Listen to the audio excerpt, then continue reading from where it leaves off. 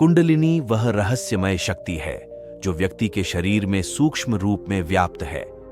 इसे जगाने की एक विधि है जिसे गुरु परंपरा से सीखा जा सकता है। जब यह शक्ति जागने लगती है तो विभिन्न मुद्राएं, प्राणायाम या आसन आदि क्रियाएं अपने आप होने लगती हैं। कुंडलिनी विद्या को गुरु परंपरा से प्राप्त ज्ञान भी कहा जाता है। यदि साधक तीव्र जिज्ञासु हो और आसन प्राणायाम आदि को तीव्र गति से लंबे समय तक नियमित रूप से करता है, तब भी कुंडलिनी जागृत हो जाती है। स्वयं साधना करने से कुंडलिनी जागृत हो जाती है तो भी कुंडलिनी योग परंपरा में ऐसा माना जाता है कि गुरु की कृपा से जागृत शक्ति ही अभी जागृत हुई है। हठ योग प्रदीपिका में कहा गया है कि जिस प्रकार डंडे की मार खाकर सांप सीधा डंडे की आकृति वाला हो जाता है, उसी प्रकार जालंधर बंद करके वायु को ऊपर ले जाकर कुंभक का अभ्यास करे। साधक धीरे धीरे श्वास छोड़े।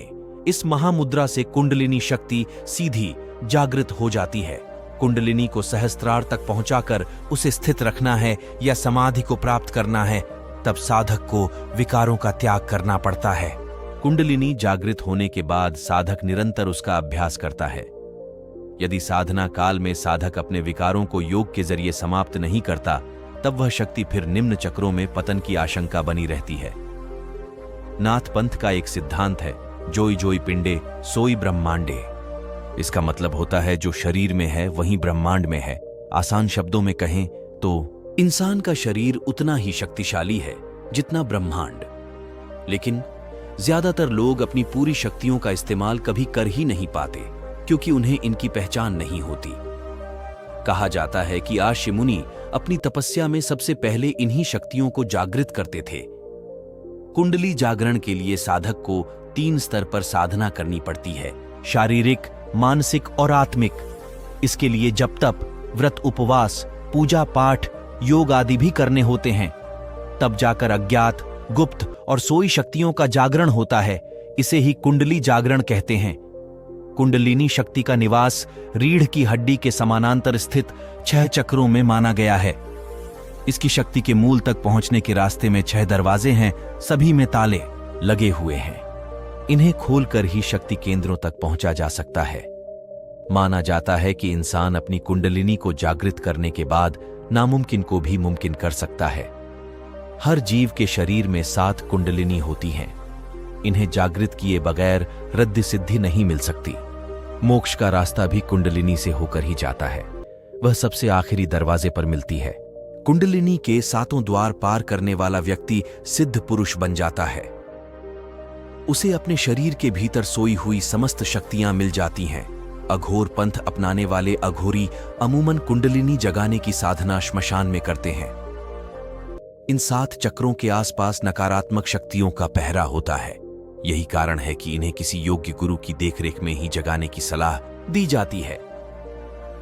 चक्रों को टूटता देखकर नकारात्मक शक्तियां साधक पर प्रहार भी करती हैं, तब गुरु ही उनकी रक्षा करता है। अगर गुरु के बिना साधना की जाए तो साधक के ऊपर नकारात्मक शक्तियां कब्जा करने की कोशिश करती हैं और उसका अहित भी कर सकती हैं। यही वजह है कि इस साधना को बहुत सोच विचार के बाद करने की सलाह दी जाती है। साधना सफल होने पर मनचाही सिद्धियां मिलती हैं, जिससे आप कामयाबी के शिखर तक पहुंच सकते हैं। लेकिन असफल होने पर भयानक अनहोनी भी हो सकती है।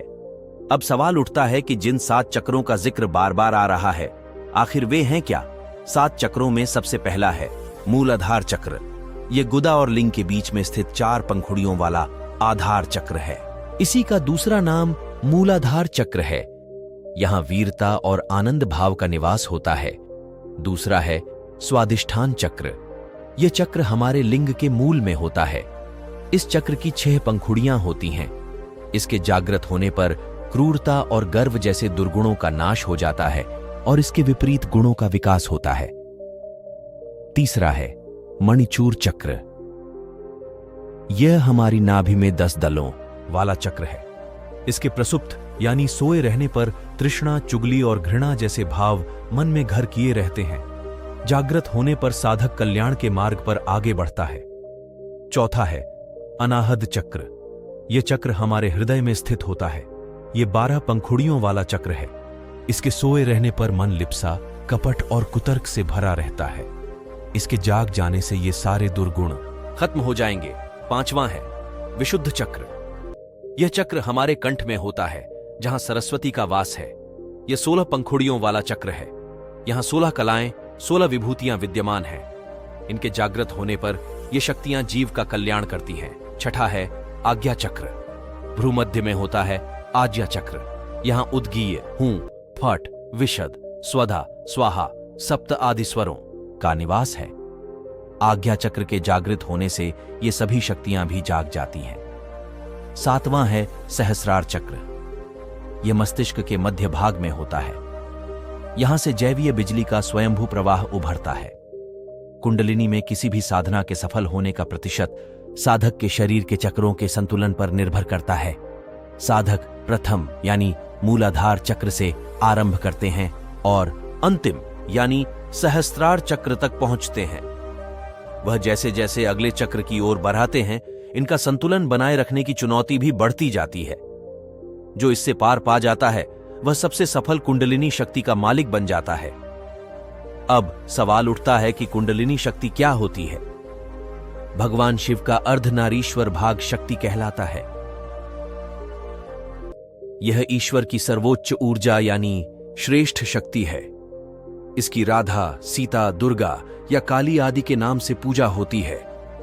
भारतीय योग दर्शन में इसे ही कुंडलिनी कहा गया है। यह दिव्य शक्ति मानव शरीर के मूलाधार यानी रीढ़ की हड्डी के निचले हिस्से में सुषुप्तावस्था में रहती है। यह रीढ़ की हड्डी के आखिरी हिस्से के चारों ओर कुंडली मारे सोए हुए सांप की तरह रहती है, इसलिए इसे कुंडलिनी कहा जाता है। जब कुंडलिनी जागृत होती है तो यह सहस्त्रार में स्थित अपने स्वामी से मिलने के लिए ऊपर की ओर उठना शुरू होती है। गुरु दीक्षा से जागृत होकर यह 6 चक्रों का भेदन करती हुई सहस्रार तक पहुंचती है। कुंडलिनी जागरण की यौगिक क्रिया से मनुष्य के सभी अंग पूरी तरह स्वस्थ हो जाते हैं। साधक का कोई अंग बीमार या कमजोर होने पर कुंडलिनी शक्ति उस अंग का योग करवाती है और उसे पूरी तरह ठीक कर देती है। इससे शरीर रोग मुक्त हो जाता है और साधक नई ऊर्जा के साथ आध्यात्मिक सफर पर यानी आत्मा की ओर बढ़ जाता है। कुंडलिनी शक्ति कैसे जागृत करे?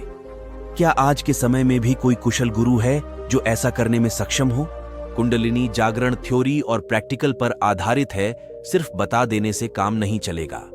यह किसी योग्य गुरु के सानिध्य में ही संभव है। वहां पर आपको रहकर सात्विक जीवन बिताना पड़ेगा। आपके अंदर विकार समाप्त होंगे। जब गुरु आपको उस योग्य देख लेगा तब वह आप ही कुंडलिनी को जागृत कर देगा। यदि आप सोचते हैं घर में रहकर किया करते रहे और कुंडलिनी जागृत हो जाए, यह संभव नहीं है। सिर्फ कुंडलिनी जागृत हो जाना ही पर्याप्त नहीं होता। कुंडलिनी की अंतिम स्थिति आज्ञा चक्र है। जब तक वह वहां नहीं पहुंच जाती तो जागृत कर लेने से कोई भी लाभ नहीं है और वहां तक पहुंचने में बहुत अधिक समय लगता है। कुछ लोगों की पूरी जिंदगी लग जाती है, फिर भी संदेह रहता है। जैसे विद्यालय में सभी छात्र पढ़ते हैं, कोई पास होता है और कोई फेल। यह अपने प्रयासों पर निर्भर रहता है कि आपकी लगन कैसी है। दोस्तों, ये जानकारी कैसी लगी हमें कमेंट बॉक्स में कमेंट करके बताइए। और आप इस चैनल पर नए हैं तो हमारे चैनल को लाइक, शेयर, सब्सक्राइब कर लें। धन्यवाद। Subscribe now and press the bell icon. Never miss an update.